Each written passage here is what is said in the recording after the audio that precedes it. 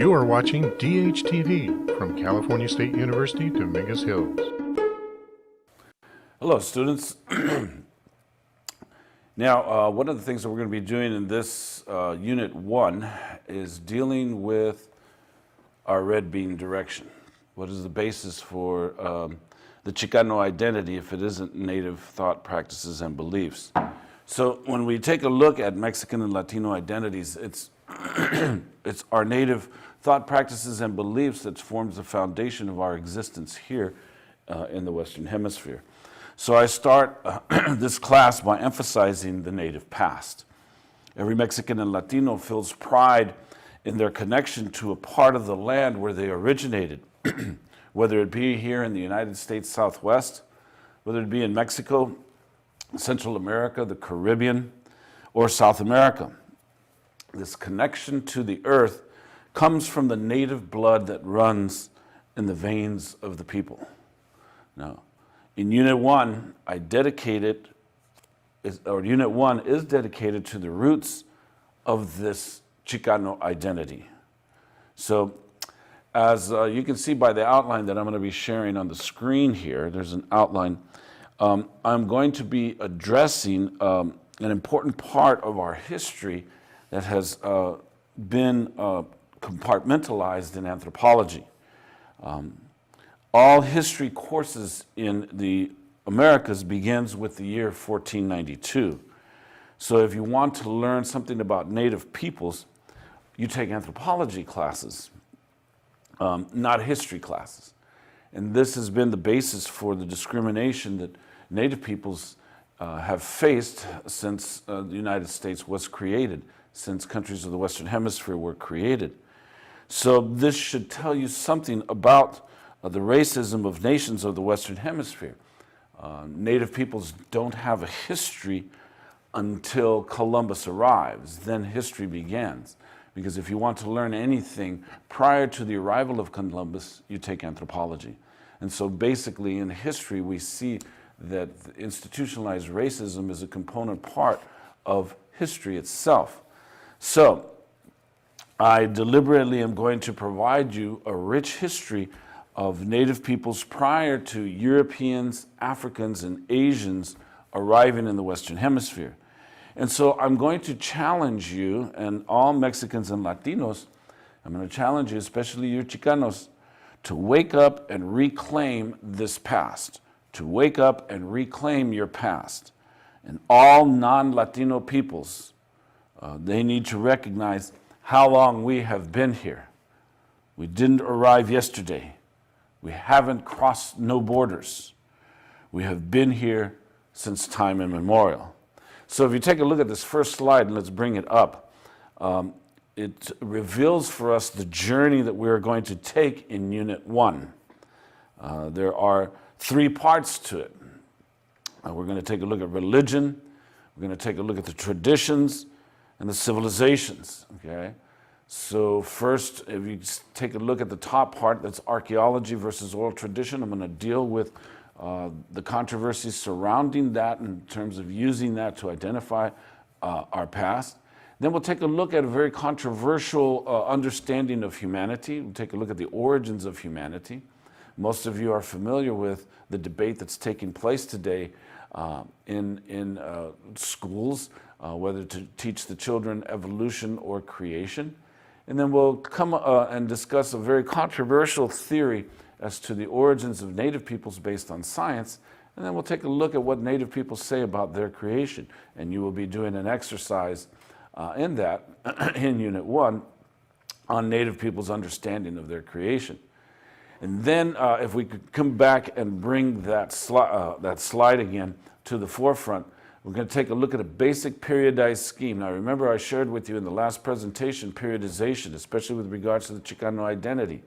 So what I do in this class is I try to periodize, provide you a basic periodized scheme based on my understanding of the experiences of humanity in the Western Hemisphere.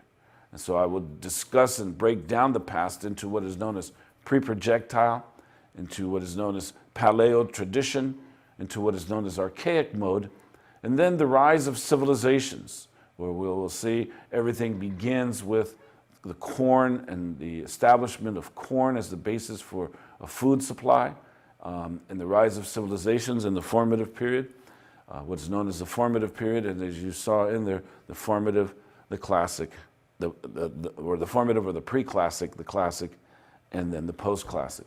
And so let's start and appreciate something about religions.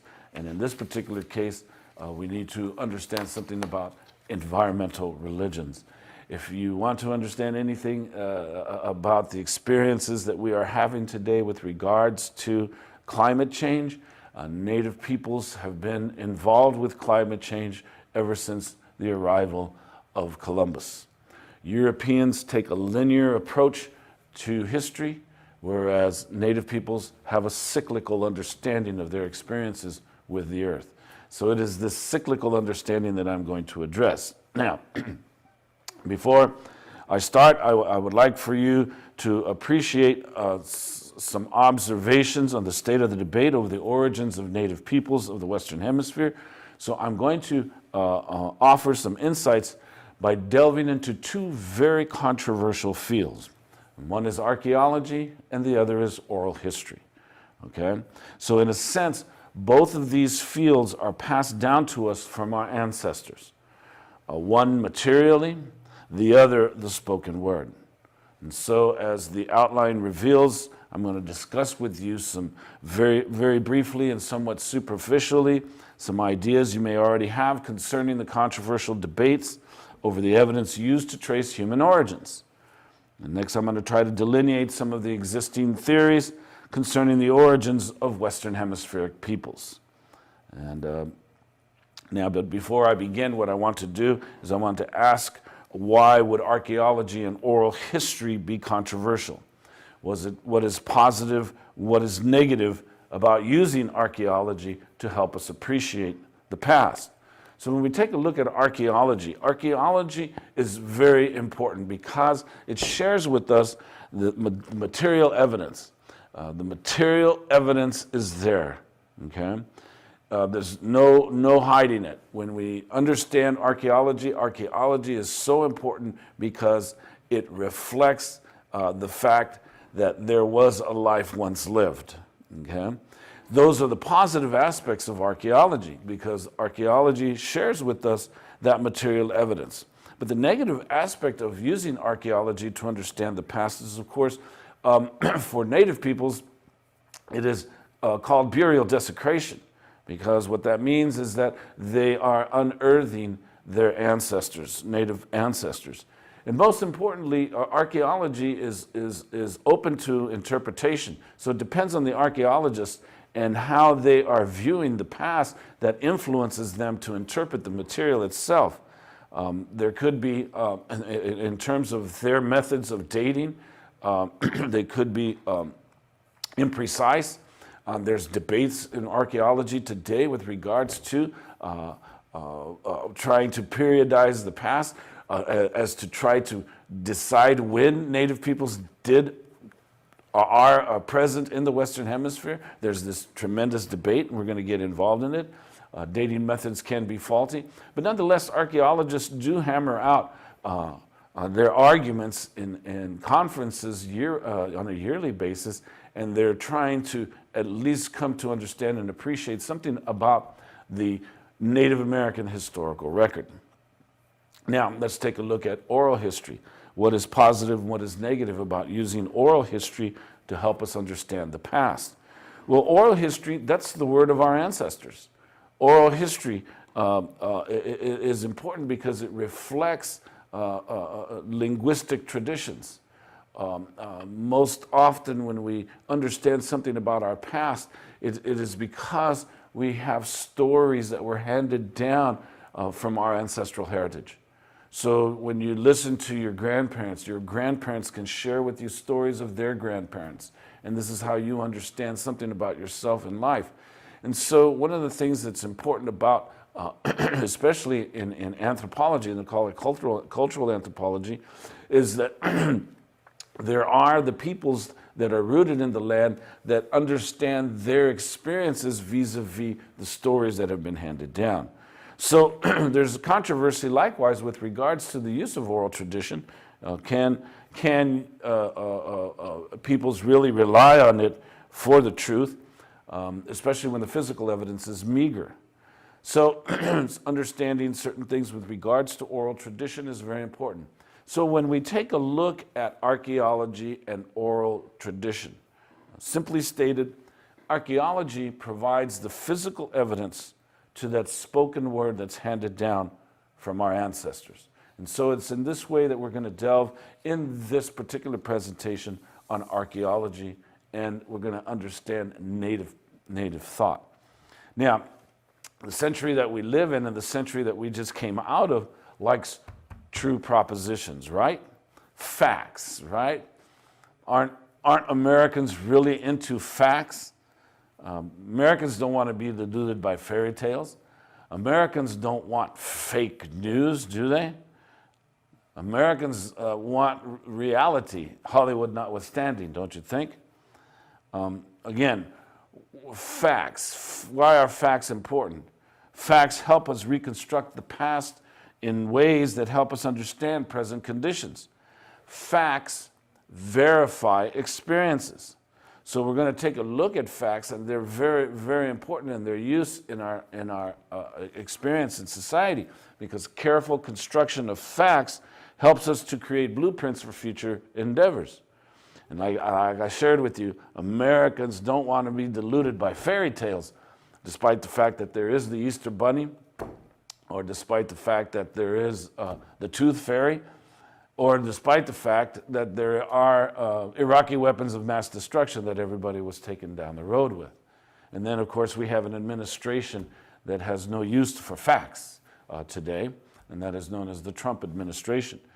But again, when we take a look at, when we go to museums, you know, archaeology helps human beings in this way. Those remains that are uncovered in places all over the world, that are displayed, that are stored, they're shuffled around the museums all over this country. They help Americans visualize the evidence of someone's ancestral heritage. So you as Chicanos, you as Latino peoples, you understand certain things with regards to your experiences here in the Western Hemisphere. Understand we are looking at the direction that makes us Latino, the direction that makes us Chicano. Right? What are our cultural roots? And that is the red beans. Understand our connection to the earth. Now, humans can reconstruct incredible stories from archaeological remains. So archaeological finds provide the historian the facts of a life once lived. That's so important to appreciate. But on the other hand, the century we live in, the century that we just came out of, is also fascinated with myths. Now, of course, a myth is not literally true, at least not to the person who refers to it as a myth. Now, usually myths are associated with cultures that faded before the scientific revolution that took place over 2 centuries ago. And what comes to mind, of course, when we talk about myth are the Greeks or the Romans and their stories about the gods, about these supposedly supernatural, immortal beings conjugating amongst themselves or coming down to earth and conjugating with mortal beings. And they beget superhuman sons and superhuman daughters. And so when we talk about myths, those of us who are referring to it a myth are thinking, well, it's not literally true, right? We don't consider myths to be literally true.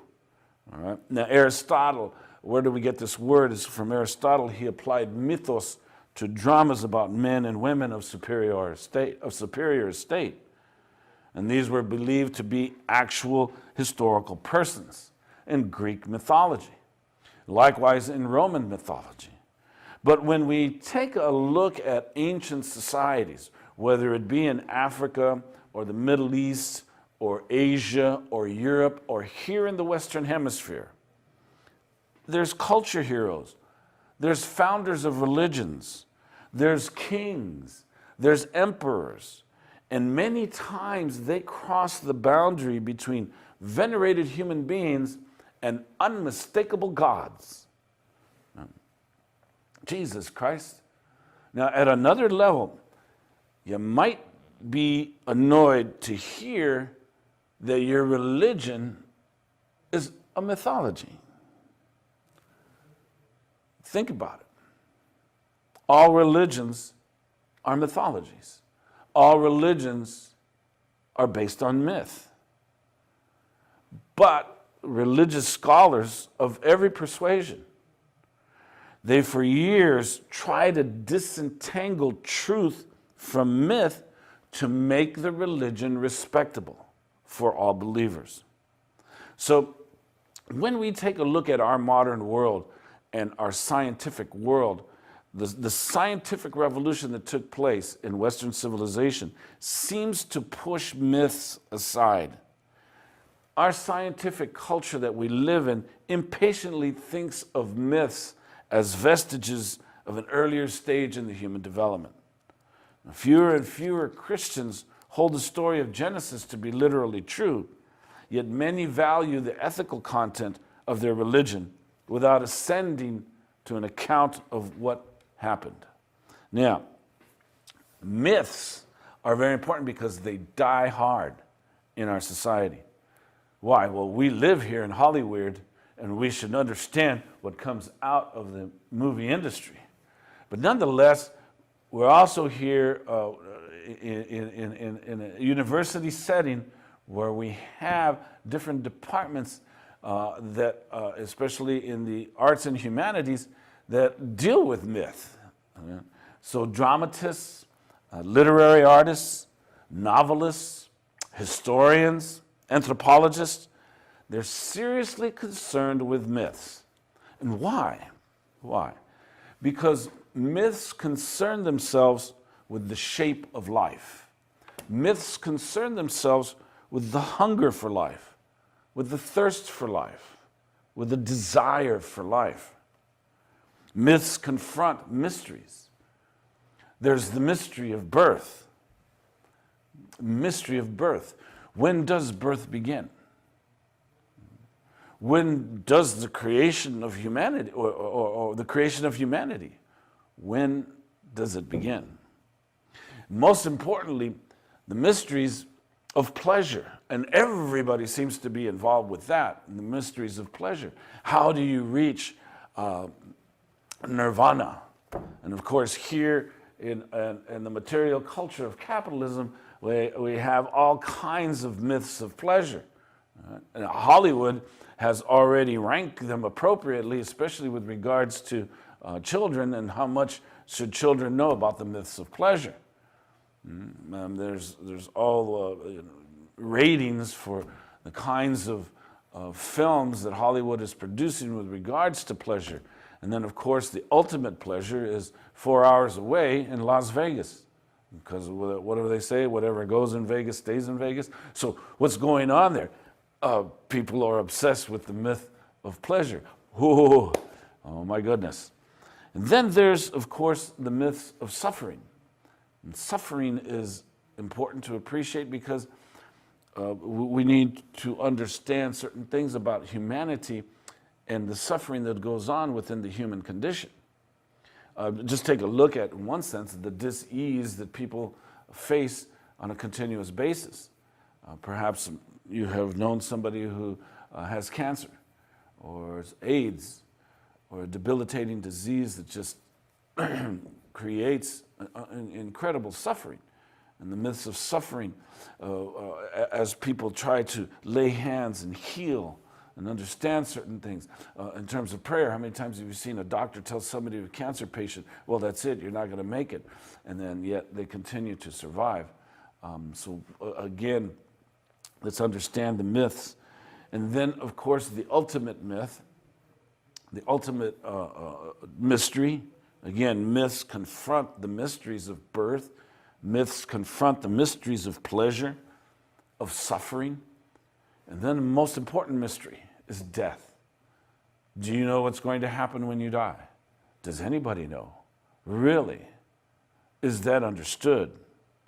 So understanding myths and the need they serve helps us to understand something about ourselves. So when we take a look at American culture, the mythical imagination survives here in the United States. The United States created a myth, or has a myth, known as Horatio Algiers. Horatio Algiers was this poor man.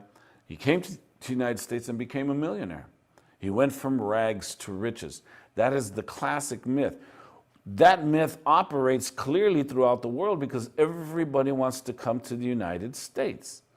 Everybody wants to be a part of the society because somehow you can make it here, okay? There's also very, very important myths in the American lexicon as the United States moves west, okay? And of course, with regards to Hollywood. So different generations had mythical heroes in the imaginative society. I know where I'm from, I'm Texas. There's the myth of Davy Crockett from the Alamo. Here in Hollywood, there was a mythical character known as James Dean. Back in the 1980s, there was a mythical character known as Madonna. Is Madonna still around? And then, of course, there's many, many different mythical characters. Los Angeles just got one. His name is LeBron James. Again, these are heroes. They're heroines who represent universal types who grew up to a myth of worldly success. We're going to be dealing with a very important myth in this class, and that is known as the myth of manifest destiny. Manifest destiny, very important myth in the American lexicon, American iconography. The whole idea that Americans were destined to go from one ocean to another, to take over this continent away from native peoples, away from Mexicans. And this mythical imagination is still with us in this presidential administration that insists on building a wall to keep up this myth. The myth, again, of Aryan superiority, of white superiority. That's the myth, that whites are superior to others. And then, of course, we also have the myth of aliens from outer space. That seems to fascinate everybody, especially Hollywood. And, of course, we have Disneyland creating a new era for Star Wars, the Star Wars generation. Again, these flying saucers coming out. So what are myths? Why are myths important? Because myths give concrete embodiment to ideals. You can find that bottom third again for me. Myths give concrete embodiment to ideals. Myths give concrete embodiment to a world, to a better world. Myths give concrete embodiment to a vision of a better self. So let's understand that if we can find the bottom thirds again, that myths give concrete embodiment to ideals. This is what's so important. See, likewise, one of the most important things about myths, and you have to understand myths, is that myths can perpetuate racism. Myths can be used ingeniously to keep people in a state of poverty and helplessness. So myths and facts are important, and their use, when we integrate them properly, can help us explain human causation. Myths can help us explain human expression. So let's take a look and understand certain things with regards to culture. All right? And I like this, if you could bring that up again, because I've been trying to share with you with regards to facts versus myth. Facts verify experiences, they're true propositions. Myths are not literally true, but they are embodiment to ideals. And so what I'm trying to share with you are myth and facts. They're very important, and their use, when we integrate them properly, can help us explain human causation. They can help us explain human expression. Now let's take a look at cultural expressions. The cultural expressions. What makes me different from you if it isn't culture, if it isn't linguistic heritage, if it isn't the way that I dress, if it isn't the way that I conduct myself, if it isn't the way that I paint myself, present myself in a particular manner. So cultural expressions, the dance, the music, the art, the linguistic heritage that I carry, what makes me different from you if it isn't culture? Without culture, we would be zombies. Okay? We would be what Hollywood is so fascinated with, because it seems that Americans have become zombies. So Chicanos, don't become zombies. Understand your heritage. Taking a look at the red beans. Cultural expressions. Let's take a look at culture, because culture combines fact and myth. Culture combines oral tradition, and culture combines archaeology. And this is what we're doing. Archaeological finds, oral tradition. Archaeological finds are the facts of a life once lived. Oral tradition, well, they're myths, but they're embodiment to ideals. And people who refer to oral tradition as mythical are saying, well, that's not literally true. But yet oral tradition is rooted in religious expression. So if you're very strong in your faith, then your faith is most important, because your faith helps you confront the mysteries of life. That's very important. It's one of the reasons why we have religion. We use religion as a means by which to understand our position in life and our search for justice, our search for peace, our search for harmony with, be it the earth, and with other human beings. So, cultural expressions. Think about you and your expression of culture. How you cook your food, how you wear your clothing, how you speak. Do you speak in reverence, especially with regards to your ancestral heritage? Right?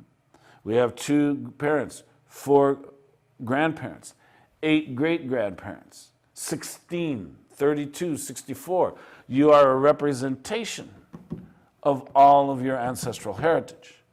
And so within that, the stories that help you understand yourself are rooted in your oral tradition. And that's how you carry yourself, especially with regards to your respect for perhaps a recipe that's been handed down through the families in terms of how you cook certain beans, how you make your beans, how do you make your frijoles. I'm always asked that throughout my life. They're always asking me, how are you being? So I tell them my frijoles are fine. I like them de la olla. Okay, so cultural expressions, both oral and material, combine both myth and fact to tell us stories about the human experience on earth. Now, I have a sister named Nora Naranjo Morse. She is a Pueblo artist. We're going to go to a film clip on her as she tries to share with you something about her experiences with her artwork, so her material experience and her oral tradition. She's going to combine archaeology and oral tradition. She's going to combine fact and myth, and I use her in this spot so that we can appreciate something about ancestral heritage and environmental religions. So we go to that film clip.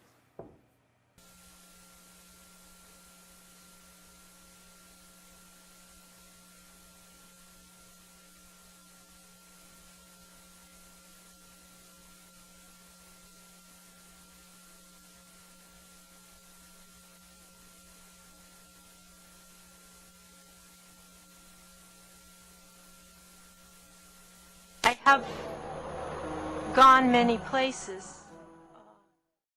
All right, Nora Naranjo Morse. She helps me in this particular segment try to get the point across of what I'm trying to share with you in terms of your own identity, in terms of you understanding who it is that you are and what you're all about. Again, she recognizes, she brings her material aspect, and she understands her oral tradition. Now, it doesn't mean, that's just her interpretation. That's just her understanding of herself within her culture, within her traditions, with her environment. And I'm going to emphasize again the whole notion of environmental religions, the significance of that, okay? Because again, cultural expressions, they combine both myth and fact to tell us something about the human experience here on earth. And so we need to respect that, especially wherever we go. You will see that wherever you go in Mexico and here in the Southwest United States of what this course is concentrating on. Whether you go to Chihuahua, or whether you go to Texas, or Nuevo Mexico, or Colorado, Alichonac, California, Sonora, Sinaloa, Zacatecas, down into the valleys of central Mexico. There is an oral tradition. There is a mythical imagination that survives within the people. There is an understanding and a connection to the earth that Chicanos need, that what the Chicano experience is all about, is making that connection, especially with the notion of what is known today as indigeneity. Okay? And so, as Nora Naranjo Morse was sharing with you, see, one of the things about linear expressions is that Europeans, in their linearity, viewing the world linearly, is of course they break down the peoples into simple versus complex. And so many times they take a cultural superiority approach by taking a look at, well, how come you don't fit our description of a Native American because we know them like this when they lived prior to Columbus arriving? And so you're not doing that, what we know, because we studied you, we already know who you are, and how come you're not doing what Pueblo means? And that's what Nora Naranjo Morse was sharing with you. So I'm making these figures that have nothing to do with their concept of what a Pueblo woman should be doing. Do you understand what I'm saying? Do you understand what I'm trying to share with you with regards to worldview? She is a Pueblo woman. She's making Pueblo art. She's part of a modern generation. She's not stuck in 1492 where everybody wants to see, oh, well, you're not a real Indian because you're not practicing that. And this is one of the things that plagues the Latino experience because, of course, as a Latino, as a Chicano, well, you're not a real Indian because you're not even practicing anything with regards to being your Indian. The thing is, and this is where, again, what I'm trying to share with you, archaeology and oral tradition, fact versus myth, is your understanding of your history and your connection to the earth. This is the key.